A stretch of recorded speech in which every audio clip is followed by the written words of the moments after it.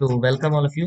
आज हम करने वाले हैं फिजिक्स के सारे डेरिवेशंस, जितने भी हमारे 11th क्लास के फिजिक्स में जितने भी डेरिवेशंस आए हैं, हम पूरे डेरिवेशंस करेंगे, वो भी उनको समझकर। तो हम पहले उसके बारे में कुछ डिस्कस करेंगे, जो बातें किसी डेरिवेशंस को करने के लिए जरूरी हैं उनको थोड़ा सा डिस्कस करेंगे, और बाकी फिर उसका पूरा डेरिवेशन करने वाले हैं।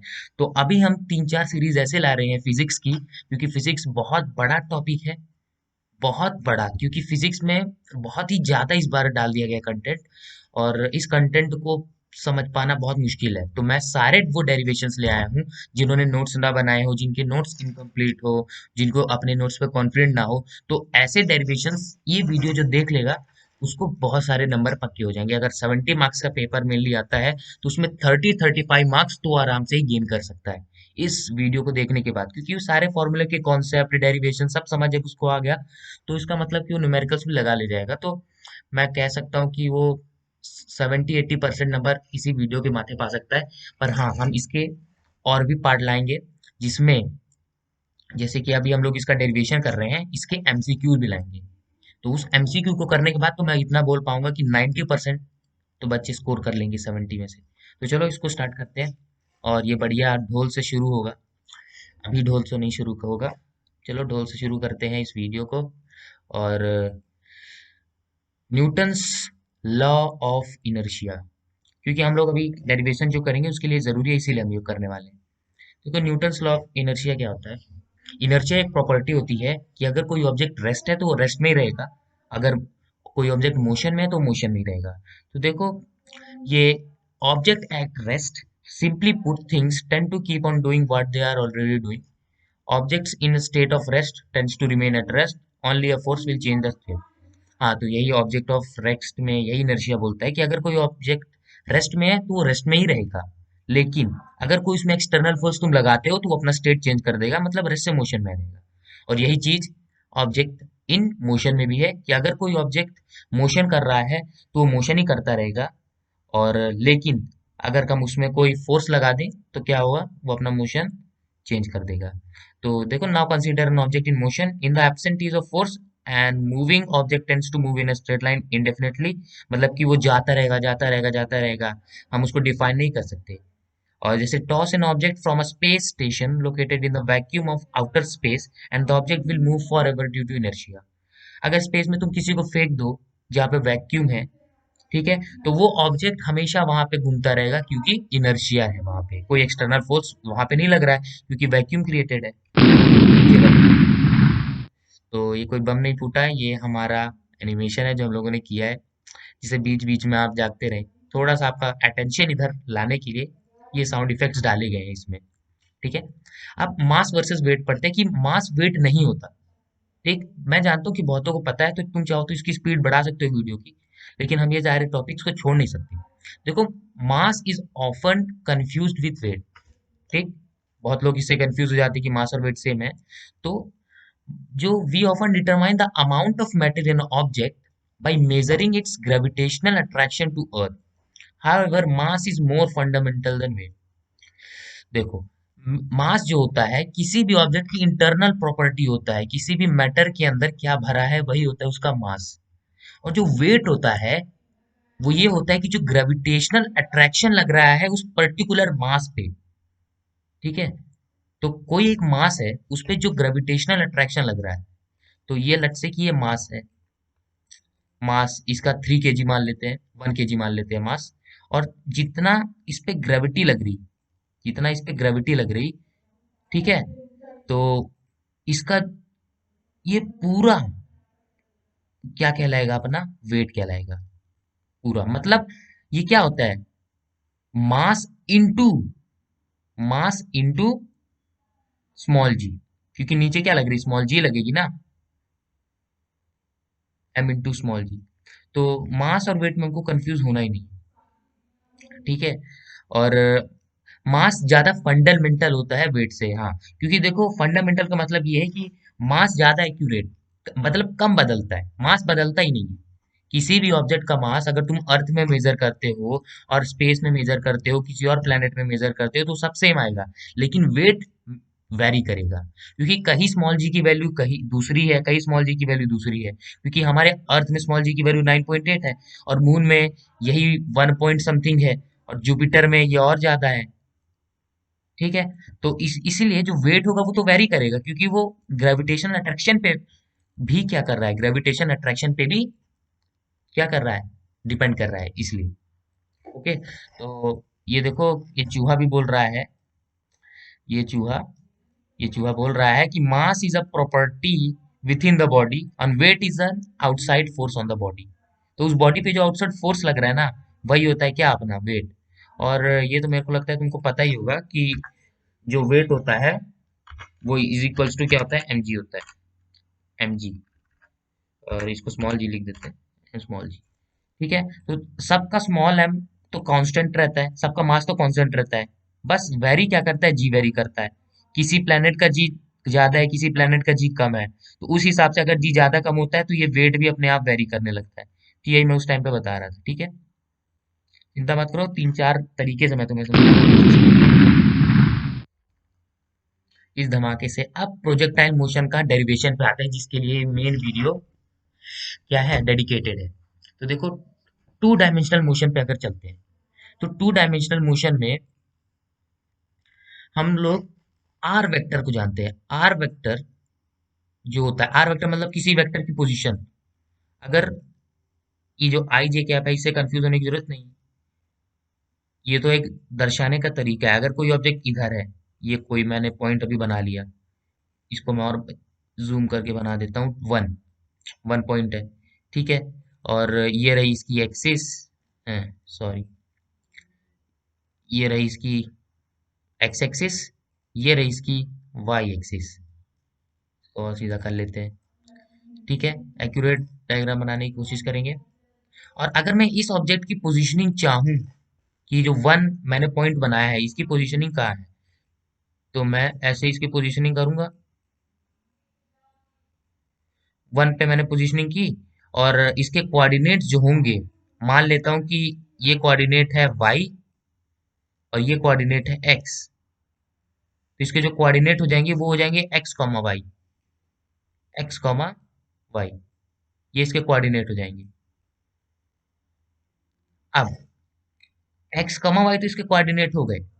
अब मैं इसका जो डिस्टेंस पोजीशन देखूंगा ओरिजिन से, वो कैसे देख सकता हूं मैं, और पोजीशन को मैं ओरिजिन से बोलता हूँ आर। ठीक है, आर से हम इसको बोलते हैं, तो क्योंकि ये वेक्टर है तो इसके ऊपर ये लगा सकते हैं।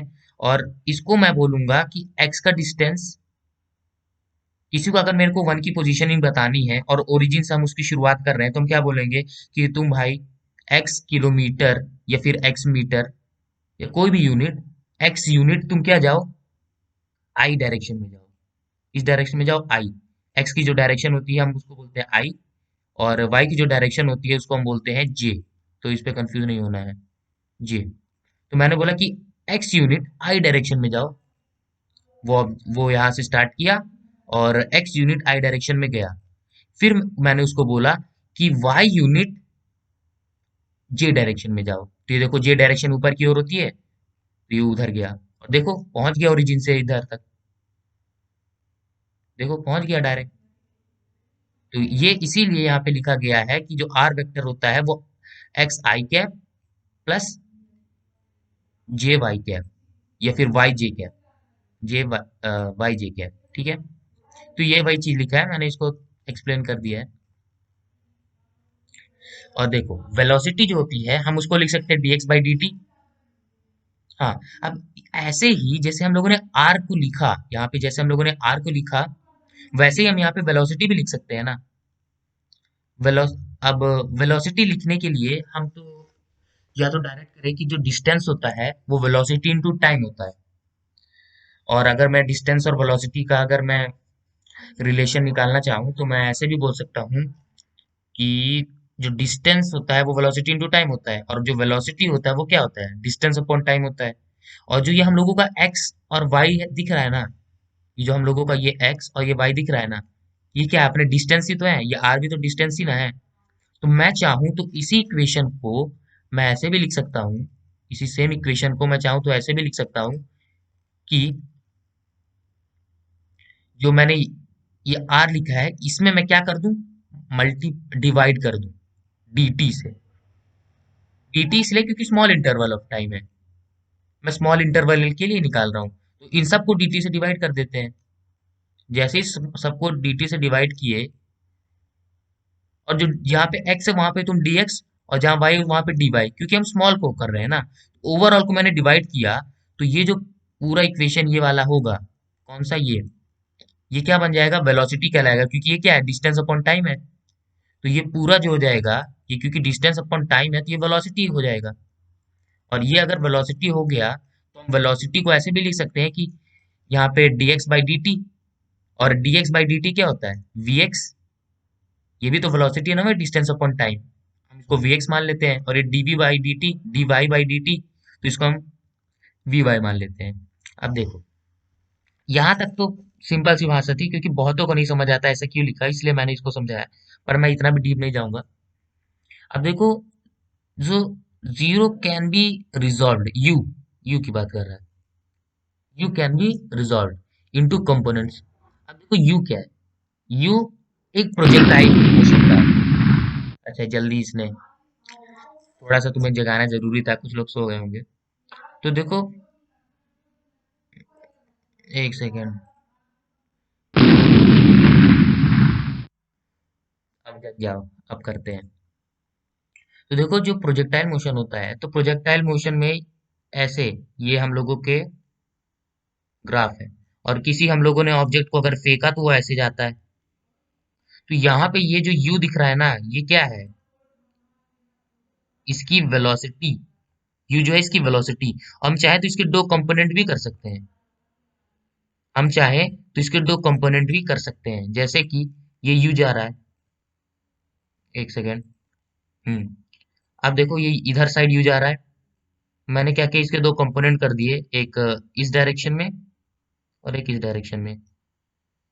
तो ये जो अपना कंपोनेंट कहलाएगा वो यू साइन थीटा कहलाएगा, यू साइन थीटा, कौन सा कंपोनेंट, ये वाला। और ये वाला जो कंपोनेंट कहलाएगा, ये जो हॉरिजॉन्टल पे है, ये कहलाएगा यू कॉस थीटा। ठीक, ये आई थिंक सबको पता होगा।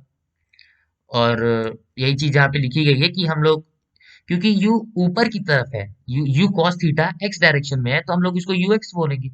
और ये यू जो है, ये u sine theta y direction में है, तो हम इसको यू वाई बोलेंगे। और अभी हम लोगों ने पढ़ा था कि v is equal to v x i cap plus v y j cap. अभी हम लोगों ने इसको अच्छे से समझ लिया था कि ऐसा आया क्यों। तो देखो, कुछ देर के बाद क्या होगा, जो वी एक्स हो जाएगा वो you x plus A x T. ये कोई दूसरा फॉर्मूला नहीं है, वही फॉर्मूला है जो v is equal to u plus a t, जो हम लोगों ने पहले पढ़ा था। वो x ये दर्शा रहा है कि इसी डायरेक्शन में सारे काम हो रहे हैं, ठीक है, एक्सलेरेशन भी इसी डायरेक्शन का ले रहे हैं।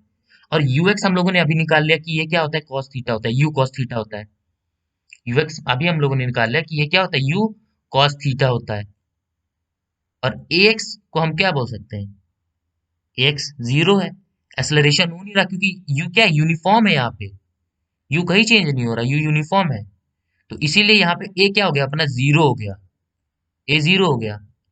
तो जो अपने वी एक्स आ गया वो किसके बराबर आ गया, जो अपना वी एक्स था वो किसके बराबर आ गया, यू कॉस थीटा के बराबर।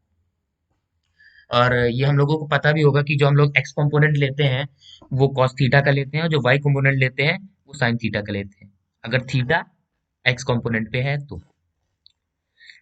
तो ये पहला आ गया। ऐसे ही हम लोग अगर करेंगे तो वी वाई, अब वी वाई में क्या है कि वी वाई डायरेक्शन में यू वाई तो अपना है u cos theta, u y t, you cos theta. अब माइनस इस बार जो एक्सलरेशन होगा, देखो क्या होगा एक्सलरेशन, तुम इस तरफ फेंक रहे हो, इस तरफ, तो इधर साइड जो एक्सलरेशन लगेगी वो क्या लगेगी, जी। इस साइड एक्सलरेशन लगेगी, क्योंकि देखो पहले केस में क्या हो रहा था, तुम ऊपर की तरफ जा रहे थे यू साइन थीटा पे, सॉरी सॉरी, ये क्या हो रहा है, यहाँ पे यू कॉस थीटा नहीं होगा, इसको इम्प्रूव कर लेना, सुधार लेना, यहाँ पे यू साइन थीटा होगा, ठीक है, यहाँ पे यू साइन थीटा होगा, ये यहाँ पे जो है ये यू साइन थीटा होगा। तो इसको तुम्हें को सुधार के यहाँ पे यू साइन थीटा कर लेना है, you sine theta, you sine theta करना है यहाँ पे, ठीक है। माइनस जी टी, जी क्या होगा, एक्सेलरेशन ड्यू टू ग्रेविटी, क्योंकि देखो जब हॉरिजॉन्टल पे तुम जाते हो ना तब तुम्हारे में क्या लगती है, एक्सेलरेशन ड्यू टू ग्रेविटी लगती है। तुम अगर वर्टिकली जाते तो तुमको एक्सेलरेशन ड्यू टू ग्रेविटी नहीं लगती, तुम्हारे ऊपर कोई एक्सेलरेशन नहीं लगता अर्थ से, ठीक है। बॉडी का जब कोई एक्सेलरेशन नहीं है और अर्थ से भी तुम्हें एक्सेलरेशन नहीं लग रही, तो इस डायरेक्शन में जब जाओगे तो तुम्हें कोई दिक्कत नहीं होगी, ठीक। एक मिनट एक मिनट, एक कुछ अलग ही हो रहा है।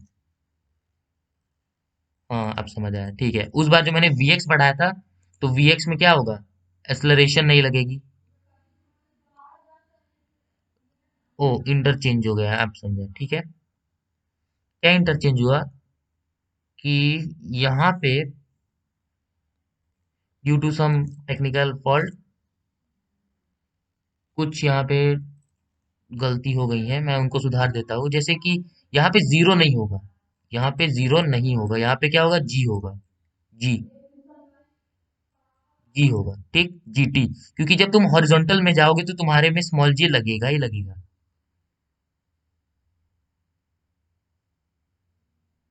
और जब तुम ऊपर की तरफ जाओगे तो तुम्हारे में स्मॉल जी नहीं लगेगा, तो ये जीरो हो जाएगा। और जो वी वाई कंपोनेंट होगा वो यू साइन थीटा आ जाएगा। और ये वाला जो एक्स वाला कंपोनेंट होगा वो U cos theta plus G T आ जाएगा, U cos theta plus G T, you cos theta plus G T आ जाएगा। और यहाँ पे ये जी टी वाला टर्म नहीं रहेगा। और अभी हम लोगों ने पढ़ा था कि जो वी होता है वो v x i cap plus v y j cap होता है। तो फिर हम लोग इससे बाकी सब नोट कर लेना, मैं इरेज कर रहा हूँ सबको। अब इससे फिर आ जाएगा, वी एक्स की वैल्यू हम लोगों ने निकाला, वी वाई की भी वैल्यू अभी हम लोगों ने निकाला, पुट। तो after the same there displacement जो हो जाएगा वो क्या हो जाएगा, s is equal to u t plus half a t square. और इस बार जो हम निकाल रहे हैं एक्स डायरेक्शन में, पहले हम निकालेंगे acceleration x, sorry displacement x direction में कितना होगा, डिस्प्लेसमेंट एक्स डायरेक्शन में कितना होगा। तो वो एक्स डायरेक्शन में यू कितना था, यू कॉस थीटा, ठीक है। और टी तो टी रहेगा, ए क्या हो जाएगा अपना, एक्स जीरो हो जाएगा, ठीक है, एक्स जीरो हो जाएगा। और जो वाई था अपना, वाई डायरेक्शन में जो अपना डिस्प्लेसमेंट जो वाई डायरेक्शन में होगा वो क्या हो जाएगा, यू साइन थीटा। और जो ए हो जाएगा वो एक्सेलरेशन अपॉन क्या हो जाएगा, एक्सेलरेशन ड्यू टू ग्रेविटी, ठीक है। तो ये एक्स वाई की डिस्प्लेसमेंट कहलाएंगे, U sine theta T minus half G T square. अब X is equals to you cos theta, T is equals to you cos theta T. अब देखो जो हम लोगों ने अभी एक्स डायरेक्शन में जो डिस्प्लेसमेंट निकाला, आई थिंक राइटिंग क्लियर नहीं हो रही है तुम्हें, मुझे भी नहीं हो रही है, ठीक है। मैं इसको इसीलिए लिख देता हूँ, x is equals to you cos, cos component लेंगे, कॉस थीटा और t, x is equals to you cos theta t, ये हो जाएगा।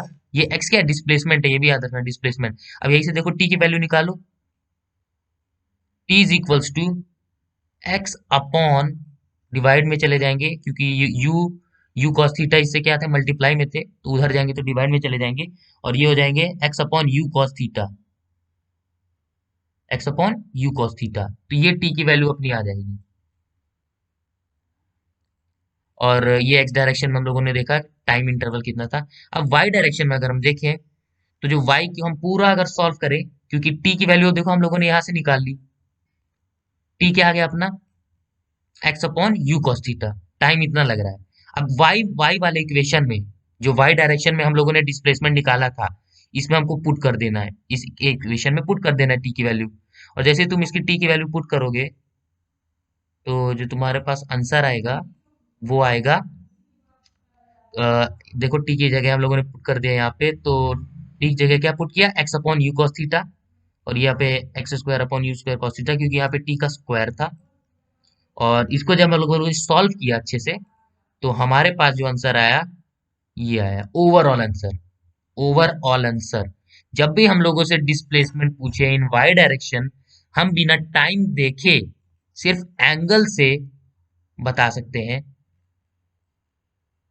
कि इतना उसका डायरेक्शन होगा। ये रिलेशन है, ये बहुत काम का फॉर्मूला है और इसको हम लोगों को नोट करना चाहिए।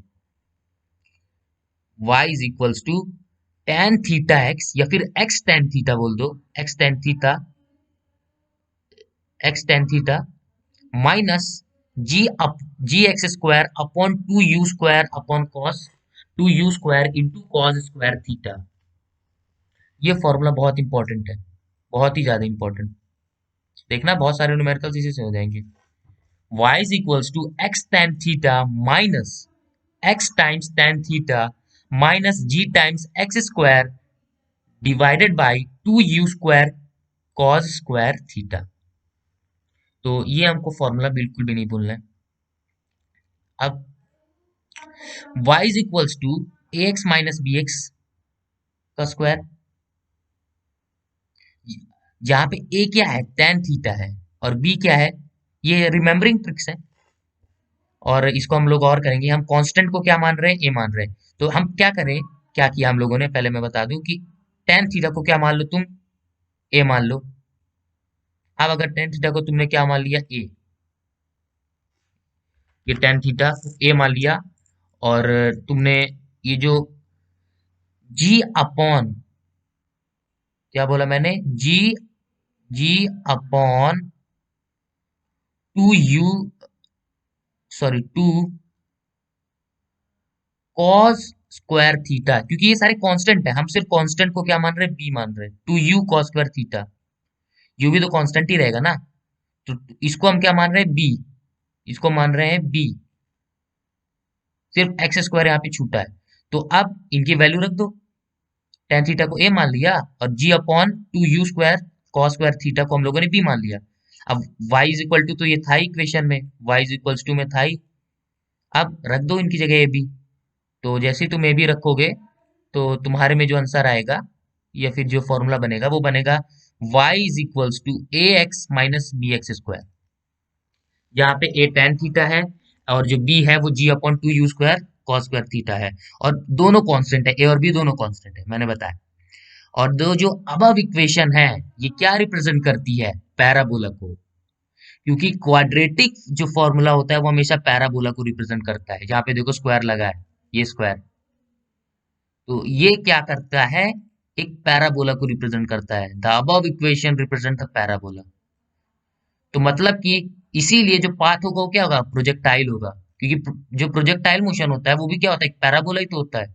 इस डायरेक्शन में जा रहा है, ये दो डायरेक्शन है, और ऑब्जेक्ट को जब तुम फेंकते हो तो वो क्या बनता है, एक पैराबोलिक पाथ ही तो बन रहा है, पैराबोला ही तो बन रहा है ये, पैराबोला तो हम लोगों ने पढ़ा भी है।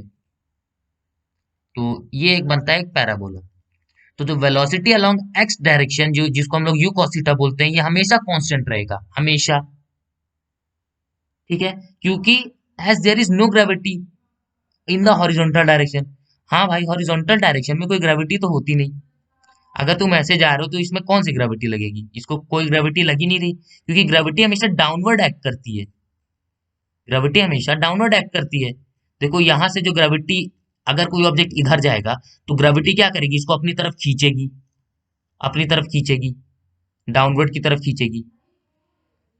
अब इधर कोई ऑब्जेक्ट जा रहा है और ग्रेविटी डाउनवर्ड लगने वाली है, तो देखोगे कि अगर तुम कि इन दोनों के बीच में जो एंगल बन रहा है वो क्या बन रहा है, 90 डिग्री एंगल बन रहा है।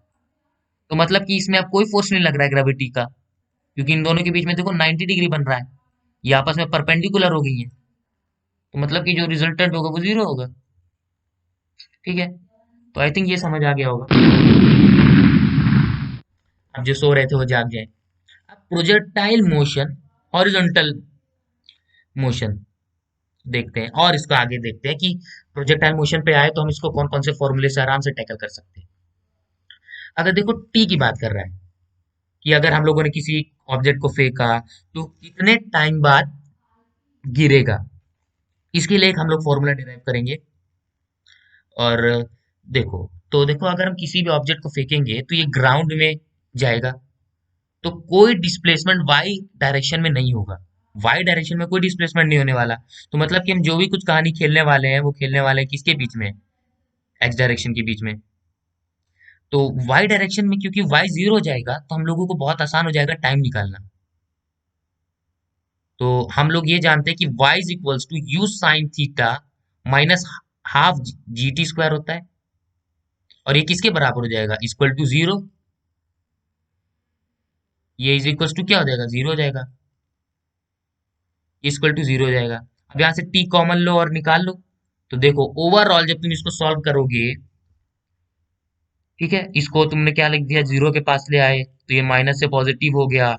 एक टी से टी कट जाएगा यहाँ जाने के बाद, एक टी से टी कट जाएगा। और फिर उसके बाद जब तुमने आगे सॉल्व किया तो लास्ट में जो तुम्हारे पास एक टाइम इंटरवल का या टाइम ऑफ फ्लाइट जिसे हम बोलते हैं, उसका जो इक्वेशन बचेगा वो ये बचेगा, ये T is equals to two you sine theta upon G. T is equal to two you sine theta upon जी।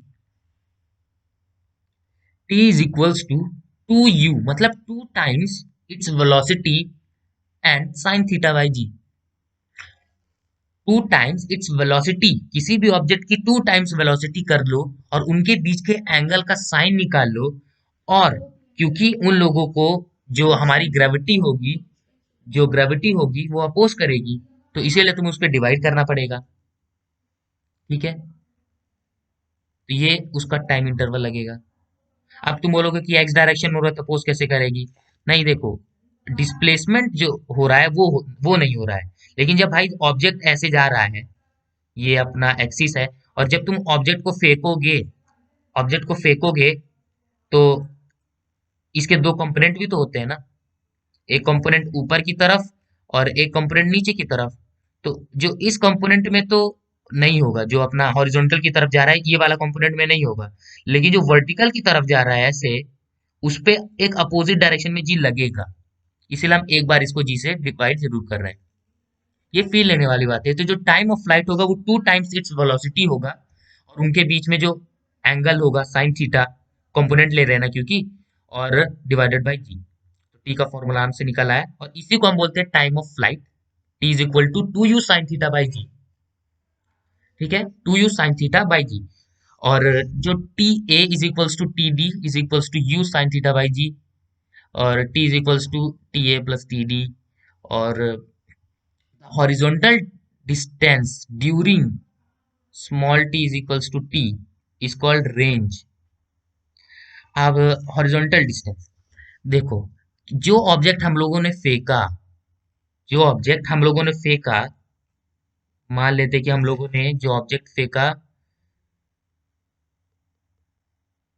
ऐसे पाथ पे गया, और वो ऑब्जेक्ट था अपना थ्री, तो three one one sorry one, तो वन टाइम ऑफ फ्लाइट में, टाइम ऑफ फ्लाइट में ऐसे ऐसे आएगा, और टाइम ऑफ फ्लाइट में वो जिस जगह तक पहुंच गया, वन से लेकर के टू पॉइंट तक वो ऑब्जेक्ट पहुंच गया, तो इस डायरेक्शन को हम क्या बोलते हैं, रेंज। वन से लेकर के टू तक की जो बीच का डिस्टेंस है, उस डिस्टेंस को बोलते हैं रेंज।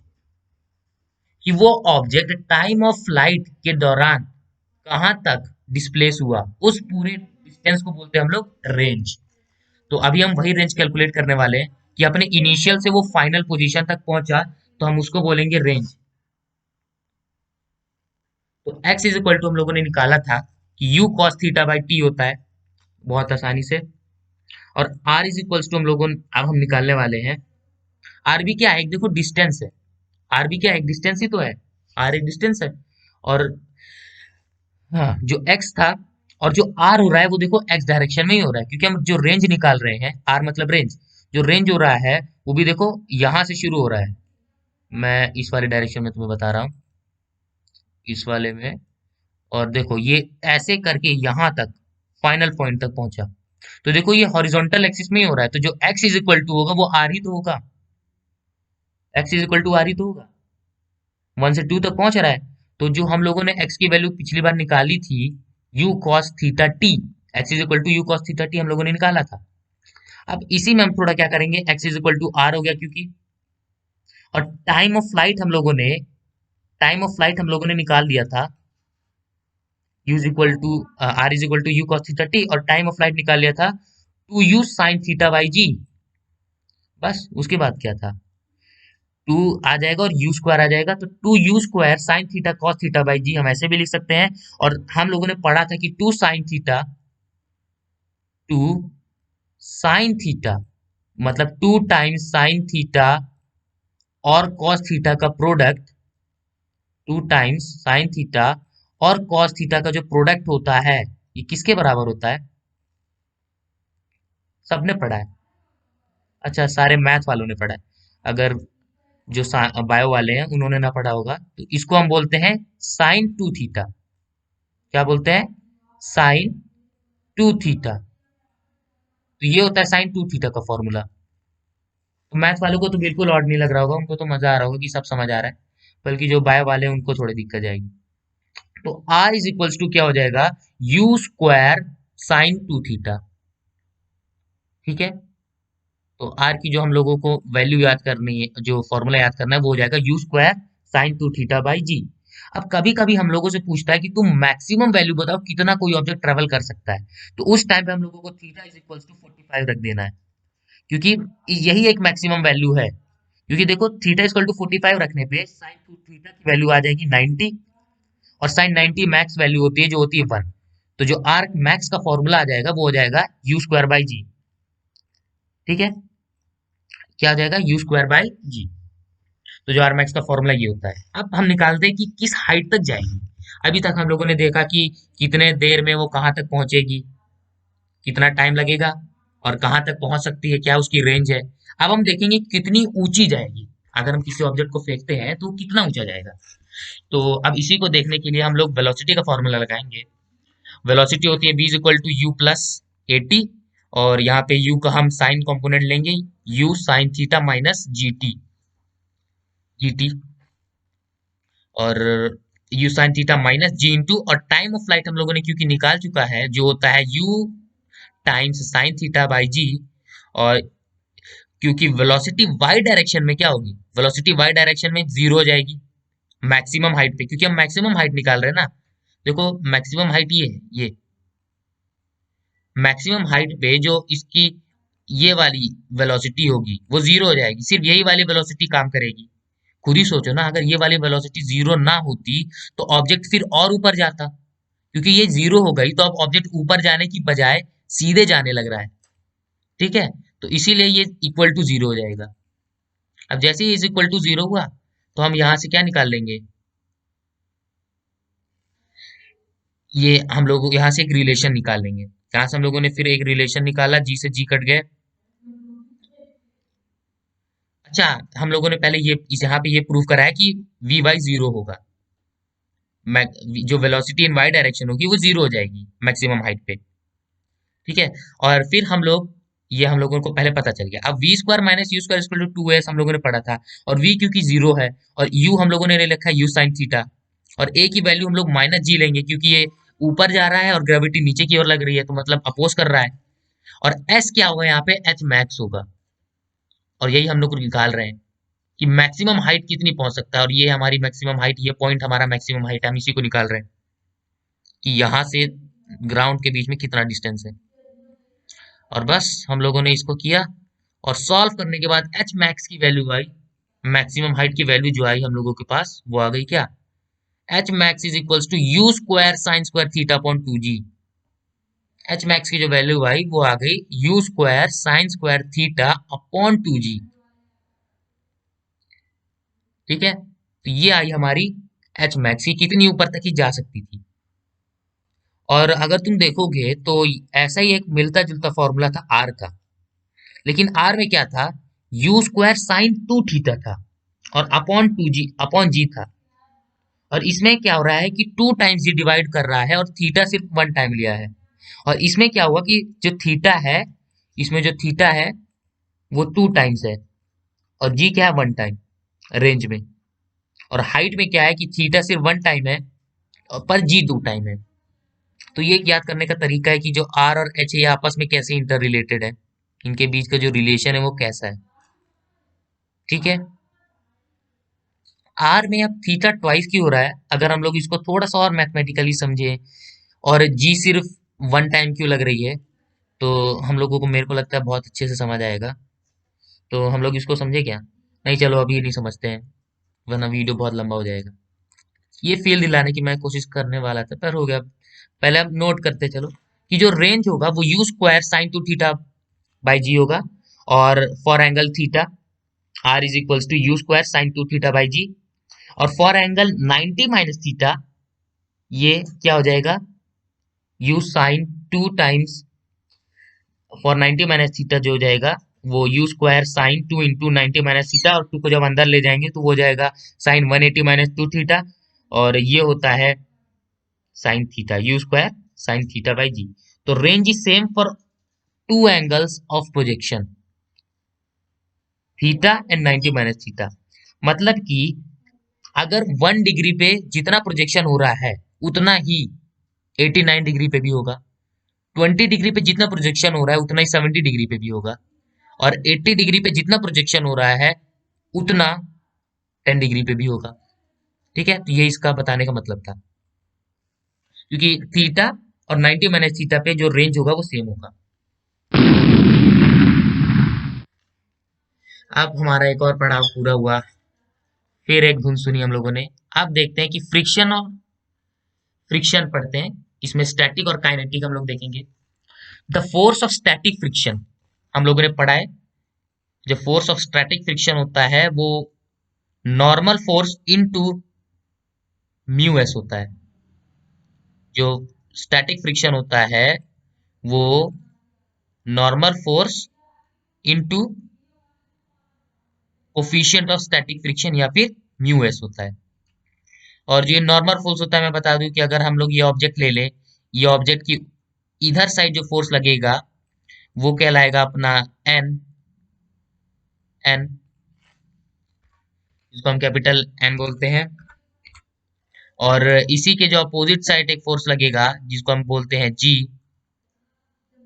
जिसको हम बोलते हैं जी, सेकेंड, इधर साइड लगने वाला है अपना जी, और जो हमारा फ्रिक्शन लग रहा है वो ऐसे लगता है। अगर मैं इसको मान लूं, एक सेकेंड, एक मेन बात तो बताने ही भूल गया, ये सरफेस है अपना, ये सरफेस है, इस सरफेस पे रखा है ये ऑब्जेक्ट, तब जो फ्रिक्शन लगेगा वो ऐसे लगेगा, टेंजेंशियली। फ्रिक्शन हमेशा टेंजेंशियली लगता है। और जो म्यूएस होता है ये इसकी टेंडेंसी होती है, किसकी, इस सरफेस की, इसकी रफनेस की टेंडेंसी होती है कि कितना रफ है इस, ठीक है। जितना रफ होगा उतना ये क्या करेगा, इंटरलॉक करेगा इसके मॉलिक्यूल्स और उतना ही रोकने की कोशिश करेंगे। ठीक है, तो ये था इसका, इसके टर्म्स का मतलब हम लोगों ने जाना अभी, कि जो स्टैटिक फ्रिक्शन होता है normal force into coefficient of friction. चलो अब देखते हैं कि once the force of static friction is overcome, जैसे हम लोगों ने स्टैटिक फ्रिक्शन को ओवरकम किया, the force of kinetic friction is what slows down a moving object. हम लोगों ने क्या किया कि जैसे ही हम लोगों ने स्टैटिक फ्रिक्शन से उभरे ही थे, स्टैटिक फ्रिक्शन से हम लड़के जीते ही थे, वैसे ही दूसरा एक फ्रिक्शन आ गया, काइनेटिक फ्रिक्शन, हमसे लड़ने, और उसने हमको फिर धीमा दिया और हम फिर उससे लड़ने लगे। मतलब किसी ऑब्जेक्ट से जैसे ही उससे स्टैटिक फ्रिक्शन हटा, स्टैटिक फ्रिक्शन ने अपना हाथ उसके सर से हटाया, वैसे ही काइनेटिक फ्रिक्शन ने अपना हाथ उसके सर पे रख दिया। ये इसका मतलब है। और जो काइनेटिक फ्रिक्शन होता है उसका बेसिकली ये फॉर्मूला रहता है, F K is equal to F N into mu K, और यहाँ पे जो म्यू के होता है वो कोफिशिएंट ऑफ काइनेटिक फ्रिक्शन होता है। और ये रहा उसका ग्राफ, कि ये अपना एफ एस है, ये अपना एफ एस, ये अपना स्टैटिक रीजन जब तक ऑब्जेक्ट क्या था, रेस्ट पे था, और ये अपना काइनेटिक रीजन।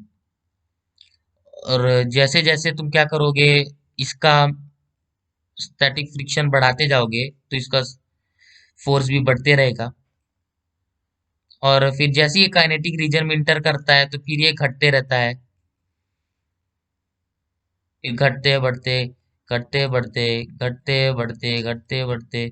तो ऐसे इसका ग्राफ होता है, हमको इसको पढ़ना नहीं था, ये तो बस थोड़ा सा नॉलेज के लिए था।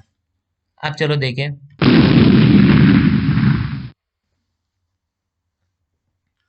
अब जो हम लोगों को मेन चीज पढ़नी है वो है इसमें यूनिफॉर्म सर्कुलर मोशन यानी सेंट्रीपेटल एक्सेलरेशन, इसका डेरिवेशन। ये बहुत काम का है, मेन जो मेरे को काम का लगता है वो यही काम का लगता है। और अब देखते हैं इसका डेरिवेशन। पहले तो कोई सर्कुलर पाथ हम लोगों ने जैसे इसमें बनाया गया है उसको हम लोगों ने कर लिया और उसका सेंटर मान लिया ओ, ये है, और मैंने इसका सेंटर बना लिया, चाहूँ किसी एक पॉइंट को ही दे दूं पर मैंने इसका सेंटर मान लिया, मान लो ओ। ये ओ इसका सेंटर हो गया। और इसी सेंटर से हम लोगों ने ये जो ऑब्जेक्ट है, वी वेलोसिटी से जा रहा है, दिख रहा है तुम्हें ये ऑब्जेक्ट, ये वी वेलोसिटी से आगे बढ़ रहा है और वेलोसिटी टेंजेंशियली लगती है सर्कुलर पाथ की, ये तो पता ही है। टेंजेंट क्या होता है, मैं बार बार नाम ले रहा हूँ, जो सर्कल को क्या करे, एक ही पॉइंट पे टच करे, एक ही पॉइंट पे, देखो सिर्फ एक ही पॉइंट पे भी टच करेगा। मैं एक टेंजेंट बनाता हूँ, ये देखो एक ही पॉइंट पे टच करेगा, एक पॉइंट पे सिर्फ टच किया वो, और उस पॉइंट को हम जैसे कुछ भी मान लेते हैं वन, सिर्फ वन पे ही टच किया है, सर्कल को सिर्फ वन पे ही टच किया है, वन एक कोई पॉइंट है इसी पे बस टच किया और कहीं टच नहीं किया इसने, ये कहलाता है अपना टेंजेंट। ठीक है। और तो हाँ, इसका सेंटर ये था, इस थीटा से जा रहा है। अब हम लोगों को निकालना है सेंट्रीपिटल एक्सेलरेशन के बारे में, बहुत आसान है, अभी निकालते हैं। पहले तो हम जान ले थीटा क्या होता है। जो थीटा होता है वो होता है एंगुलर वेलोसिटी, ठीक है, एंगुलर वेलोसिटी। और जो एंगुलर वेलोसिटी होती है, sorry sorry, angular displacement, theta होता है अपना एंगुलर डिस्प्लेसमेंट। और जो एंगुलर डिस्प्लेसमेंट होता है ये हमको पता होना चाहिए, angular displacement is ratio of linear displacement and radius of the circular path. या फिर मैं ऐसा भी बोल सकता हूं, जो linear displacement is radius times angular displacement. तो ये बात हमको याद रखनी है, ये बात हमको पता भी होनी चाहिए। और हम लोगों को क्या काम है इस बार, एंगुलर डिस्प्लेसमेंट से काम है, तो हम लोग उसी को अभी देखते हैं। अभी हम लोगों को देखना है एंगुलर डिस्प्लेसमेंट, जिसको मैं लिख सकता हूं S by R, S by R. or we can say that s is linear displacement, so we can express it in the form velocity, since velocity is equals to displacement upon time and displacement is equals to velocity into time, so s can be replaced by velocity into time and we will take t as delta t। ठीक है, t को हम delta T लेंगे, v into delta T. Delta T से डरना नहीं, मैं t भी लेता तो भी कोई दिक्कत नहीं थी, पर डेल्टा टी जस्ट टू, ये बताने के लिए, just to show the largeness of time, time को बताने के लिए, ठीक है। और आर हम ऐसा भी लिख सकते हैं, आर। अब जो थीटा होगा, और क्योंकि क्योंकि हम जानते हैं कि आर क्या है, एक डिस्टेंस है, आर एक डिस्टेंस है, आर एक डिस्टेंस है, और टी क्या है, टाइम है। और डिस्टेंस बाई टाइम ये क्या होते हैं, वी होते हैं। तो ये क्या हो जाएगा, वी अपॉन, ये क्या हो जाएगा, वी अपॉन, क्योंकि देखो टाइम ऊपर आ गया और ये नीचे आ गया तो ये वन अपॉन वी आएगा आंसर, तो वी अपॉन क्या हो जाएगा अपना, डेल्टा वी। या तो फिर चाहो तो तुम अगर इस वेलोसिटी को ही तुम डेल्टा भी ले लो, इस वेलोसिटी को अगर तुम चाहे डेल्टा भी ले लो तो कोई दिक्कत नहीं, तो हम लोगों को यहाँ पे डेल्टा भी ना लिखना पड़ेगा, हम लोग ऊपर ही डेल्टा भी लिखेंगे तो कंफर्टेबल फील करेंगे। तो जो लीनियर वेलोसिटी हो जाएगी वो change in velocity upon normal velocity हो जाएगी। अब देखो सेटिंग टू एक्सप्रेशन, दो एक्सप्रेशन को अगर हम सेट करें तो जो अपना एंगुलर डिस्प्लेसमेंट होता है, अगर हम उसको सॉल्व करें तो हमको ये मिलेगा कि delta v by delta t, v draw similar triangle with the velocity and conclude इतना। अच्छा अच्छा, इसने इस मेथड से किया, मैं तुम्हें दूसरा मेथड करवा रहा था, तो इसी के मेथड से करते हैं, क्योंकि आई थिंक मैंने ये कोर्स के लिए बनाया था देख के। तो देखो एस को हम लिख सकते हैं वी बाई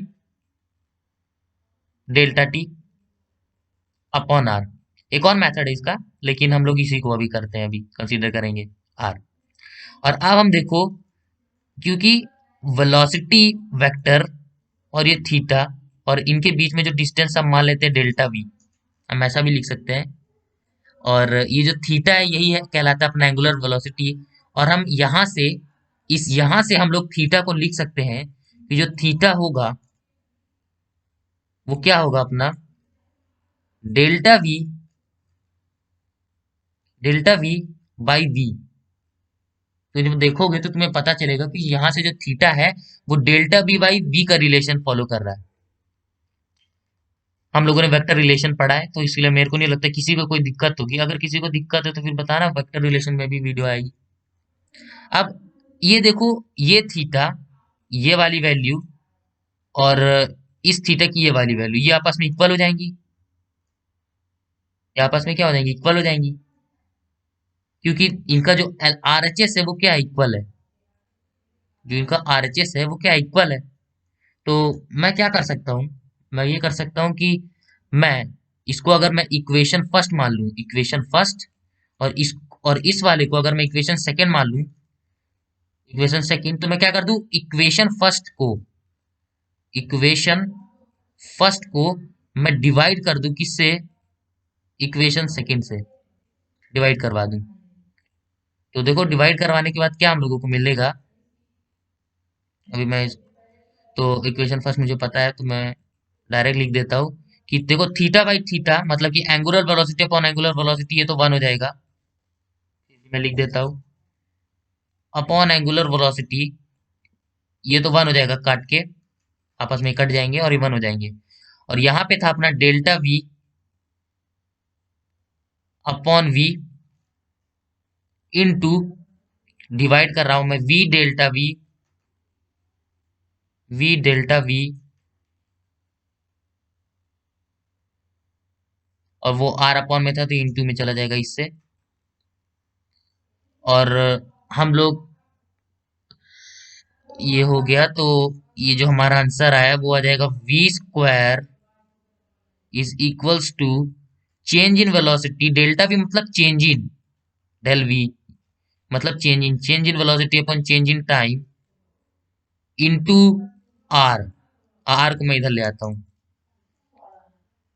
अब देखो change in velocity upon change in time, ये हम लोगों ने बहुत बार सुना है, ये होता है एक्सेलरेशन, ये होता है हमारा एक्सेलरेशन। और तो ये हो जाएगा ए, और यही कुछ नहीं है हमारा सेंट्रीपेटल एक्सेलरेशन, और यही अपना हो जाता है v square by r, v square by r. तो आई होप मेरी इस गंदी राइटिंग से भी समझ आया हो। बाकी सब तो लिखा ही था, तुम अपने से कर सकते हो, लेकिन अगर कोई देख के भी ना समझ पा रहा हो तो उसके लिए था ये मैंने जो डेरिवेशन किया, कोई बड़ी बात नहीं थी। अगर पार्टिकल आर स्पीड से जा रहा है, स्पीड वी कांस्टेंट है, सरकमफ्रेंस 2 पाई आर है, तो हम लोग v इज इक्वल्स टू, जहां डिस्टेंस रखते थे वहां पे 2 पाई आर रख देंगे, क्योंकि सरकमफ्रेंस और डिस्टेंस तो एक ही होगा यहाँ पे, जो यहाँ पे दूसरा वाला तुम्हें दिख रहा है, तो इसमें डरने की कोई बात ही नहीं है। उसकी जगह हम 2 रख देंगे। और ए स्क्वायर जहाँ पे हम लोग v रखते थे, और v होता था अपना डिस्टेंस अपॉन टाइम, और डिस्टेंस हम लोगों को 2 पाई आर मिल गया। 2 पाई आर का square 4 pi square r square upon time हो गया टी स्क्वायर, तो यहाँ पे सॉरी आर स्क्वायर भी होगा, ये हो जाएगा यहाँ पे आर स्क्वायर भी होगा अपॉन टी स्क्वायर, तो ये एक दूसरी इक्वेशन बनेगी। तो ये वाली उतनी काम की नहीं थी, पर ये जो अपना सेंट्रीपेटल एक्सेलरेशन मैंने v square by r proof किया, ये बहुत काम का था। तो आई होप समझ आ रहा होगा, बहुत आसान सा कैलकुलेशन से हम लोगों ने इसको किया। अब हम लोगों को करना है impulse momentum theorem. Impulse momentum theorem, impulse क्या होता है, किसी भी ऑब्जेक्ट पे बहुत ज्यादा फोर्स लगा देना, वो भी बहुत कम टाइम के लिए, ये कहलाता है इम्पल्स। अब इसी का एक इम्पल्स मोमेंटम थ्योरम है जिसको हम बोलते हैं F into change in time is equal to change in momentum, यही है होता है अपना इम्पल्स मोमेंटम थ्योरम। मतलब कि force into change in time, ये कहलाता है चेंज इन मोमेंटम। इसी को हम लोगों को अभी प्रूफ करना है, या फिर, और चेंज इन और मोमेंटम का फॉर्मूला होता है m v, mass into velocity. और क्योंकि चेंज इन है तो मास तो कभी चेंज होगा नहीं, तो मास तो कांस्टेंट ही रहेगा। ये देखो यहाँ पे मास कांस्टेंट है, वेलोसिटी हमेशा चेंज होगी, वेलोसिटी चेंज होगी, तो इसीलिए यहाँ पे लिखा है वी एफ और वी आई, मतलब v final minus v initial. ये होता है अपना इम्पल्स मोमेंटम थ्योरम। कुछ लोग इसका सिर्फ फॉर्मूला जानते होंगे, इसको इम्पल्स मोमेंटम थ्योरम ना बोलते होंगे, कोई फर्क नहीं पड़ता उससे। तो अभी हम लोगों को इसको भी प्रूफ करना है, और in physics the quantity F into delta t is known as impulse. Force, वो भी बहुत कम समय के लिए, यही तो कहलाता है इम्पल्स, मैंने यही बताया। तो जो इम्पल्स होता है, हम ऐसे भी बोल सकते हैं, जो इम्पल्स होता है वो चेंज इन मोमेंटम के बराबर होता है, ये भी बोल सकते हैं, और रिप्रेजेंटेड बाई जे। और इम्पल्स को हम लोग आई से ना रिप्रेजेंट करके हम लोग किससे रिप्रेजेंट करते हैं, जे से। बहुत इंपॉर्टेंट बात, बहुत इंपॉर्टेंट बात। फोर्स हमेशा न्यूटन में होगा, टाइम हमेशा सेकंड में होगा, और जो इम्पल्स होगा न्यूटन पर सेकंड में आएगा, ये तो पता ही है, न्यूटन इंटू सेकंड में आएगा, ठीक है।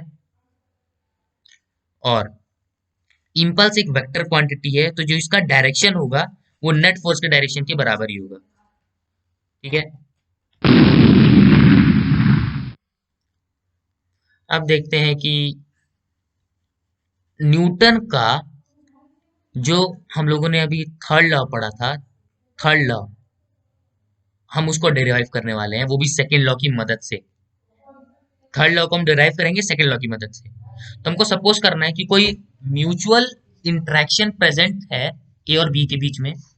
तो फोर्स बी ए मतलब फोर्स ऑन बी विथ ए, ठीक है। इसको रुको, यहाँ पे लिखा ही होगा कहीं।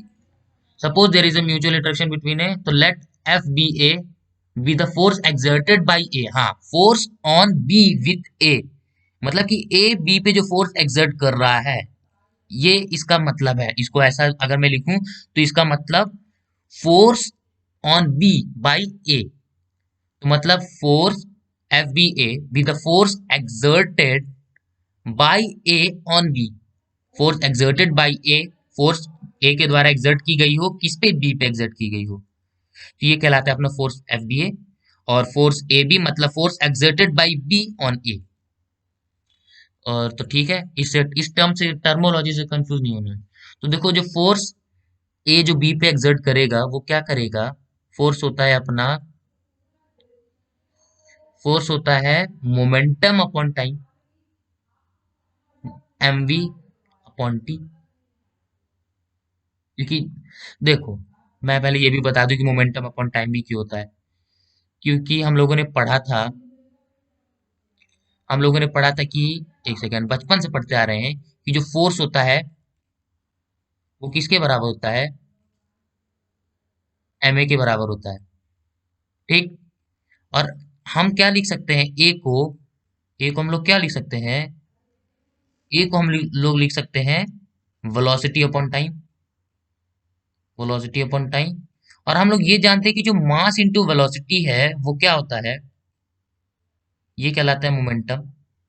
तो फोर्स हो जाएगा अपना मोमेंटम अपॉन टाइम, ठीक है। तो फोर्स अपना होता है मोमेंटम अपॉन टाइम। तो चलो अभी वीडियो को यही पे एंड करते हैं, अगले बार हम लोग यही से इसको डिराइव करेंगे, ठीक है। तो अगर आपको वीडियो पसंद है तो इसको लाइक एंड सब्सक्राइब करें, अभी इसमें बहुत सारे डेरिवेशंस बचे हैं, हमको उसको करना है। Thank you.